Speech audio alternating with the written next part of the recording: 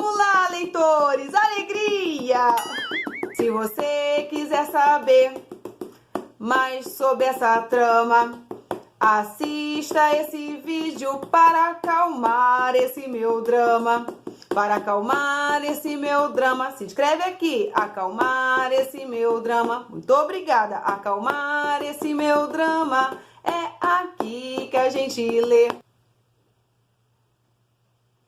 Olá, como que vocês estão? Tudo bem? Gente, esse aqui é aquele típico livro que quando você começa a ler, você fala, precisa de um diário de leitura. Hoje vamos estar falando sobre esse livro aqui, O Escravo de Capela, desse autor aqui, o Marcos de Brito. É o primeiro livro que eu vou ler dele. Durante essa quarentena, a Andréia, lá pelo Insta da Faro Editorial, ela tá indicando livros para poder incentivar a leitura e dar dicas também de algum livro bacana que a gente possa ler nessa quarentena. Para quem me acompanha lá no meu Instagram, inclusive se você não me segue lá.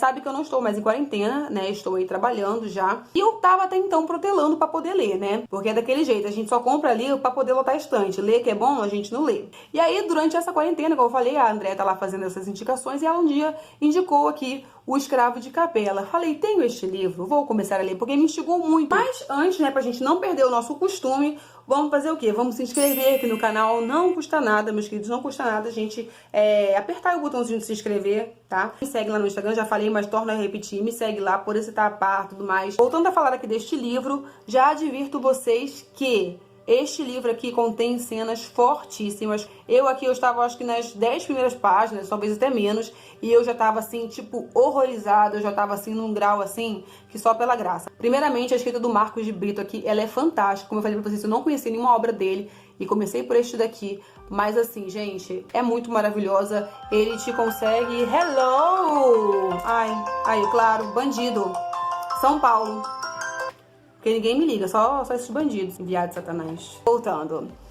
Então, e aí ele consegue te tocar assim com umas palavras. E a gente tem aqui no caso, nesse livro aqui, o Sabola alguma coisa, o Wai, não sei o nome dele, gente, que é africano, então poupe-me, né? E ele veio aqui pra África, foi comprado, né, pra poder trabalhar aqui nessa fazenda, na fazenda de Capela. E já logo nas primeiras páginas a gente vai conhecer ele não fala nada, né, do português. De cara ali a gente já conhece o Antônio II, ele é capataz ali, na verdade ele é filho do Antônio, né, que é o real dono da fazenda. E aí eles trabalham, eles têm uma plantação de cana e é nessa plantação que os escravos vão trabalhar. E aí, meus queridos, que a ação demoníaca começa. Porque se Antônio não é o diabo, ele é o filho dele.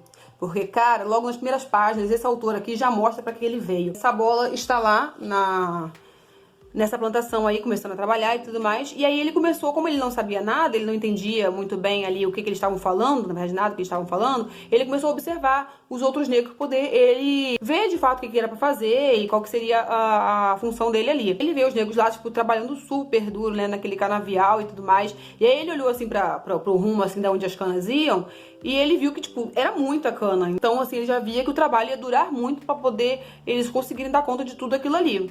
E aí, pra poder, tipo assim, sair um pouco dali, enfim, espairecer um pouco a mente dele, ele começou a entoar uma canção, né, no dialeto dele, lá do povo dele.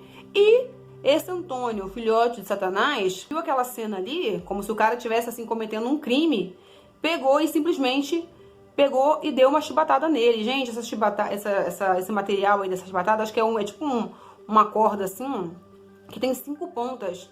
E aquilo ali, meu Deus do céu, olha, e aí naquela hora ali o sangue já escorria.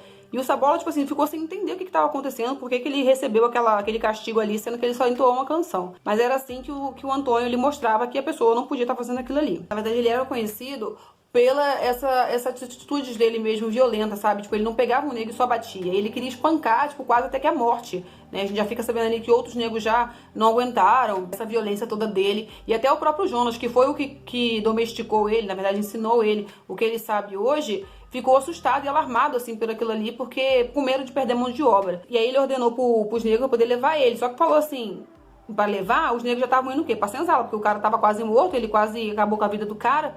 E aí ele falou assim, pra onde vocês estão indo? Que não era poder levar ele pra senzala, gente. Daquele jeito, quase escadeirado, era pra levar pro quê? Pra capela. Se tá ruim, eu não sei como que pode ficar pior do que já tá. Ele fica lá no culto tentando ficar com os olhos abertos, mas ele tá muito mal e tal. Enfim, acaba, ele volta lá pra senzala, e aí eles prendem ele. E aí lá na senzala que ele vai conhecer o Fortunato, né, que é o Akiri. Ele é um senhorzinho que fica lá sentado, ele vê que ele não tem corrente, não é preso nem nada, e ele fica, tipo, se perguntando por que ele tá daquele jeito ali, né, que ninguém parece que meio que liga pra ele. E aí quando os senhores saem da cela, esse senhorzinho, né, o seu Akiri, ele vai lá e pega umas ervas, né, umas plantas, né, que ele tem lá num cantinho lá escondido e começa a colocar ali nas feridas, né, porque, gente, a descrição é perfeita, tão perfeita no sentido de fazer você realmente ver o sangue escorrendo das costas do Sabola, cara, é de arrepiar.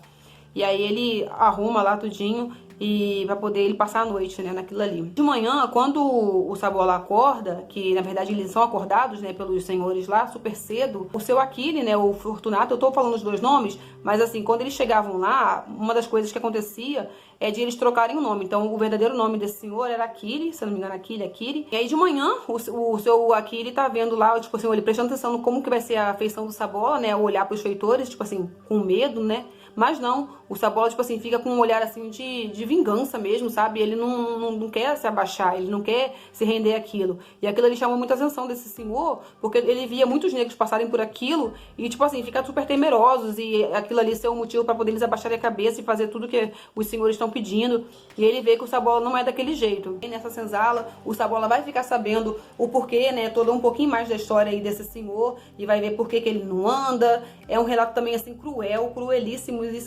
assim, no nível super hard mesmo. Também nós já vemos aí também o tipo de alimentação que esses escravos tinham, que de manhã super cedo, além de acordar super cedo, depois de um dia anterior de labuta, eles comiam 3 coisas, gente. Era um copo de café, um copo de cachaça, tá? Que depois eu até vou ver por que eles davam essa cachaça, não sei pra quê, pra manter eles despertos, não sei. Ou pra ruindade mesmo, né? E eles davam essa cachaça, essa aguardente, só que assim, era da pior qualidade, então aquilo ali descia queimando. Quando o Sabola tomou aquilo ali, coitado, ele quase repunou. E aí um pedaço de rapadura. Aí, gente, vocês vê como que alguém pode se sustentar num dia de trabalho só com isso daí? Isso aí não é nada. É um livro, assim, bem violento mesmo, assim, as descrições do Marcos aqui são bem reais mesmo, mas é um livro muito bom.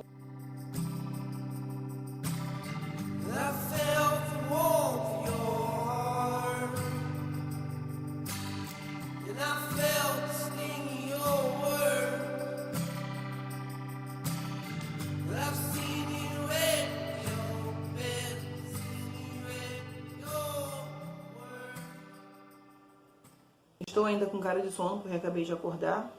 Enfim, hoje é domingo, eu tô até gravando um vlog e um outro pra vocês, por conta que hoje eu estou aí de folga. Quem me acompanha no meu Instagram sabe que dia de domingo é sagrado eu estar lá no plantão, e hoje eu não estou, eu tô muito feliz.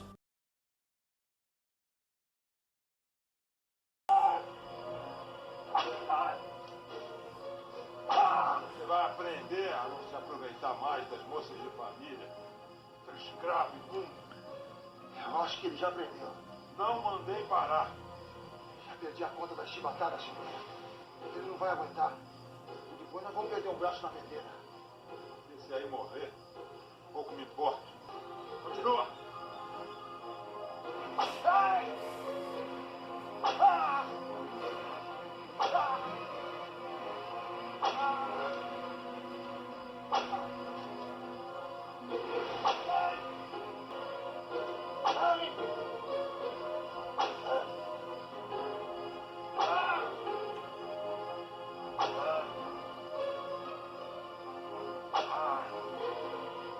Melhor você aprender agora.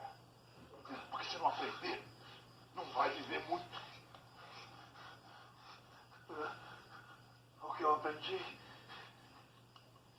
é que a sua hora vai chegar. O Sabola, ele é um negro em potencial, em não se rebaixar de fato, em, sei lá, tentar alguma coisa diferente daqueles outros homens que só ficavam lá acabrunhados e, tipo, acovardados, na verdade, né, gente? Obviamente a gente entende que é por conta de toda aquela crueldade que era direcionada a eles, caso eles tentassem alguma coisa. Mas aí o Akiri, ele viu que o Sabola era diferente. E o Sabola, ele vai ficar muito empolgado, na verdade, depois que ele ouvir esse relato do Akiri, vai ficar muito chateado, obviamente, muito enraivecido, mas também muito esperançoso de que talvez ele consiga, diferentemente do Akiri. E aí ele vai começar a tramar e a melhorar, aperfeiçoar essa ideia dele, e ele vai juntar os artifícios que ele tem ali, o que ele pode. E aí chega o dia fatídico, gente, de ele colocar essa ideia dele na prática. Ela dá muito errado, gente. E aí a gente vai poder ver mais uma vez a maldade, a crueldade, o espírito demoníaco que é o Antônio, porque essa cena que eu mostrei pra vocês anteriormente, tipo, não é nada do que vai acontecer aqui. O cara simplesmente é um louco mesmo, um satanás encarnado. Agora eu já tô na parte em que o folclore, né, em si, já foi inserido aqui na trama. E tá muito boa a leitura, tá muito eletrizante. Às vezes eu paro com o negócio da raiva.